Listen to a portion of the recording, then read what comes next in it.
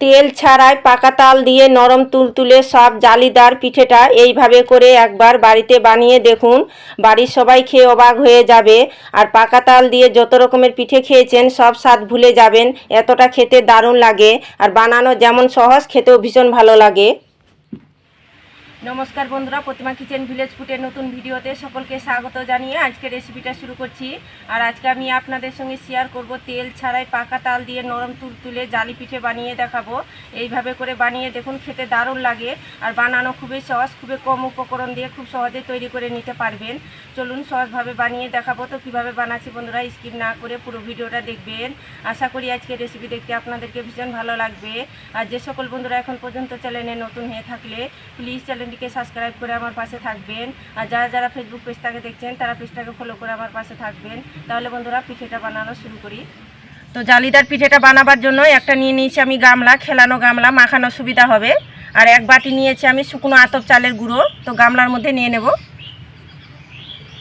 আপনারা যে যেরকম বানাবেন সে পরিমাণ মতো নিয়ে নেবেন। আর এখানে নিয়েছে উষ্ণ গরম জল।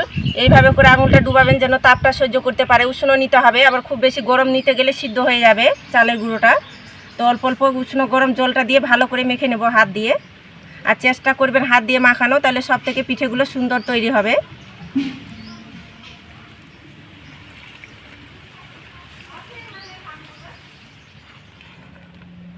উষ্ণ গরম জলটা দিয়ে দেখুন এইভাবে করে একটু নরম করে আঠালো করে মেখে নিয়েছি। এবার দিয়ে দেবো এখানে 4 চামচ ময়দা।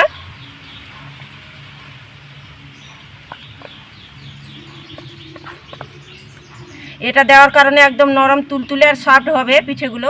সামান্য একটু লবণ দিয়ে দেবো, তাহলে টেস্টটা খুব সুন্দর আসবে পিঠে। আর এখানে নিয়েছি হাফ বাটি চিনি। চিনিটা অবশ্যই স্বাদ মতো দেবে, যে যেরকম মিষ্টি খেতে পছন্দ করেন সে পরিমাণে দিয়ে দিবেন, কম বেশি। আর এখানে নিয়েছি আমি হাফ বাটি পাকা তালের কাঠ। তবে কাঠটাকে আমি ঘন নিয়ে একটু জল দিয়ে পাতলা করেছি। তবে আমি এখানে হাফ বাটি নিয়েছি, এর থেকে বেশি দিতে যাবেন না, নাহলে আবার ব্যাটারটা ভারী হয়ে যাবে, তখন কিন্তু পিঠেগুলো ভালো হতে চাইবে না। এবার সব কিছু হাত দিয়ে আবারও আমি ভালো করে মেখে নেব।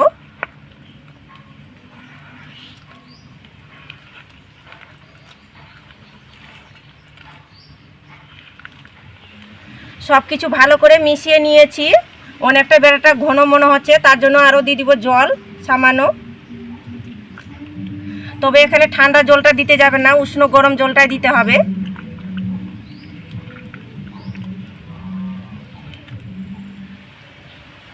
তো অল্প অল্প জল দিয়ে আমি গুলে নিয়েছি। এবার আমি 5 থেকে 7 মিনিট খুব ভালো করে ফেটিয়ে নেব। আর যত বেশি ভালো করে ফেটানো যাবে তত কিন্তু জালিদার তৈরি হবে পিঠেগুলো, আর খুব সুন্দর তৈরি হবে। তাই এইভাবে করে আমি 5 থেকে 7 মিনিট খুব ভালো করে ফেটিয়ে নেব।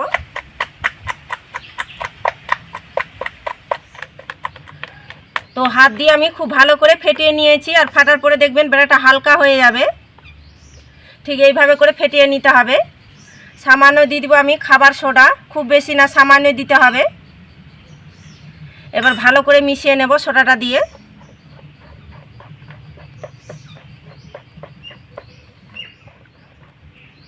তো খুব ভালো করে মিশিয়ে নিয়েছি। আর ব্যাটারের ঘনত্বটা কিভাবে রেখেছি তো আপনাদেরকে একবার দেখিয়েও দিচ্ছি। দেখুন ডাবুটা নিয়ে এইভাবে করে নেবেন, আর এইভাবে করে ব্যাটারটা ফেলবেন। দেখুন দেওয়ার সঙ্গে সঙ্গে মিশে যাচ্ছে। ঠিক এইভাবে করে কিন্তু ব্যাটারটা তৈরি করতে হবে পিঠের জন্য। পিঠেগুলো ভাজার জন্য এদিকে উনুন ধরিয়ে কড়াই বসিয়ে দিয়েছি। কড়াইয়ের মধ্যে দিয়ে দেবো 1 চামচ ঘি। ঘিয়ের ফ্লেভারটা যদি না ভালো লাগে তো সাদা তেলও দিতে পারেন। ঘিটা একটু নাড়াচাড়া করে গরম করে নেব।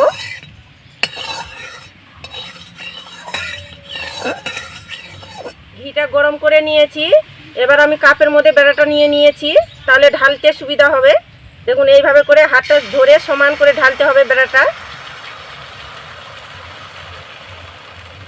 দেখুন অল্প করে ব্যাটার দিয়ে দিলাম। প্রত্যেকে একটা ঢাকনা দিয়ে দিব। আর লো আঁচে করে আমি 3 মিনিট জাল করে নেব।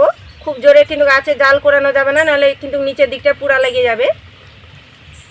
লো আঁচে করে 3 মিনিট জাল করে নিয়েছি। এবার ঢাকনাটা খুলে দেখে নেব হয়েছে কিনা।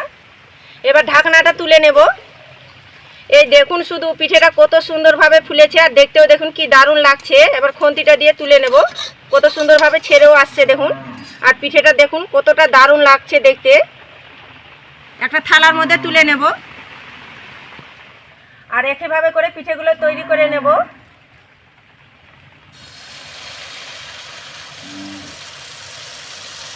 দেখুন অল্প করে ব্যাটার দিয়ে দিলাম, উপর থেকে একটা ঢাকনা দিয়ে দিব, লো আঁচে করে জাল করে নেব 3 মিনিট। আবারও আমি 3 মিনিট লো আঁচে করে জাল করে নিয়েছি, আবার ঢাকনাটা খুলে দেখে নেব। এই দেখুন এই পিঠেটা কত সুন্দরভাবে হয়েছে, আর এত সুন্দর পিঠেগুলো তৈরি হবে কি ভাজতে মনে ভরে যাবে, কি দারুণ আর দেখতে লাগছে দেখুন।